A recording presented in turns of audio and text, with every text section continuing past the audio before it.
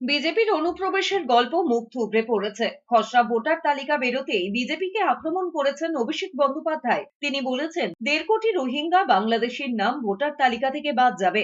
বিজেপির কথা তো মুখ থুবড়ে পড়েছে, ওদের সহযোগী নির্বাচন কমিশনই সেটা প্রমাণ করেছে। তার দাবি এসআইআর হলে সাধারণ 1.5 থেকে 2% নামই বাদ পড়ে। অভিষেকের কথায় এবারও মৃতদের যে 24 লাখ নাম বাদ গিয়েছে সেটা ভোটারের নিরিখে 2%। একইভাবে প্রতিটি ক্যাটাগরিতেই একই রকম ভাবে নাম বাদ পড়েছে। তিনি আরো বলেছেন, যারা বাংলাকে বাংলাদেশিদের আঁতুড়ঘর বলে কালিমা লিপ্ত করেছিল তাদের উচিত 10 কোটি মানুষের সামনে কান ধরে ওঠবোস করে ক্ষমা চাওয়া। যে উদ্দেশ্য নিয়ে তারা এসআইআর করেছে পুরোটাই মুখ থুবড়ে পড়েছে।